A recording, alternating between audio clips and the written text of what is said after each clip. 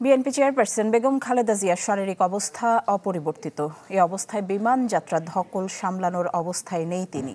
তাই air ambulance প্রস্তুত থাকলেও আপাতত তাকে উন্নত চিকিৎসার জন্য লন্ডন নেওয়া হচ্ছে না।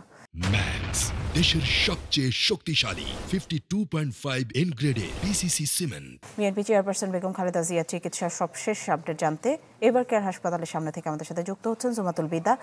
আপনি সকাল থেকেই সেখানে রয়েছেন, সবশেষ আর কি খবর আছে? বেগম জিয়ার শারীরিক অবস্থার জানতে পেরেছেন কিনা?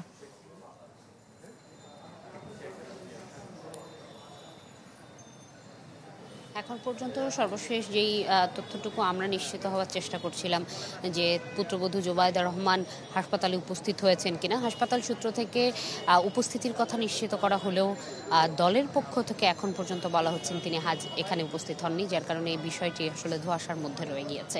অন্যদিকে শারীরিক যেই অবস্থা রয়েছে সেটি গতকালই চিকিৎসক দলের পক্ষ থেকে করা সংবাদ সম্মেলনে জানানো হয়েছে যে শারীরিক দখলটি নিতে হবে উন্নত চিকিৎসার জন্য লন্ডন যাত্রায়, সেটি আসলে নেওয়ার জন্য এখনই প্রস্তুত আছেন কিনা উনি, কিংবা তার শারীরিক পরিস্থিতি কি রয়েছে সেটি গতকালই জানানো হয়েছে। সেক্ষেত্রে 12 থেকে 14 ঘন্টার এই যে লম্বা সময়টুকু আসলে তো তার যেই শারীরিক অবস্থা রয়েছে সেটি নেওয়াটা খুবই কঠিন হয়ে পড়বে, যার কারণে যতক্ষণ না পর্যন্ত তার শারীরিক অবস্থার এই সংকটাপন্ন অবস্থায় স্থিতিশীল যেই পরিস্থিতি সেটি বজায় না থাকছে ততক্ষণ পর্যন্ত এই যাত্রাটি অনিশ্চিত হয়ে থাকছে। তবে এয়ার অ্যাম্বুলেন্সের যেই ত্রুটির কথা বলা হয়েছিল, সেই এয়ার অ্যাম্বুলেন্সের কাতারের পক্ষ থেকে জার্মানে তাদের যেই এয়ার অ্যাম্বুলেন্সের পার্টনারশিপ রয়েছে তাদের সাথেও যোগাযোগ করা হয়েছে, স্লটও ইতোমধ্যে পাওয়া হয়েছে। মূলত এখন তিনি শারীরিকভাবে যদি এই যাত্রার জন্য সক্ষম হন সেক্ষেত্রেই কিন্তু তার যেই চিকিৎসক দল রয়েছে তারা সেই যাত্রার জন্য অনুমতি দিবে। একটু জানিয়ে রাখি, এই চিকিৎসক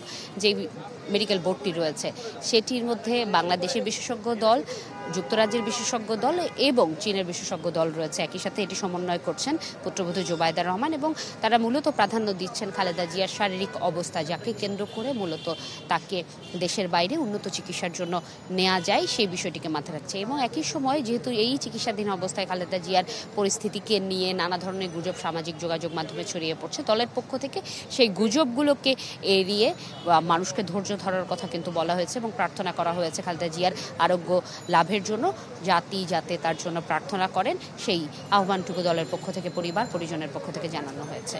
এই ছিল আমার কাছে এখান থেকে সর্বশেষ। ধন্যবাদ আপনাকে। দর্শক দেখছিলেন বিএনপি চেয়ারপারসন বেগম খালেদা জিয়া চিকিৎসার সবশেষ আপডেট এবং তার শারীরিক অবস্থার সবশেষ খবর জানাচ্ছিলেন জুমাতুল বিদা।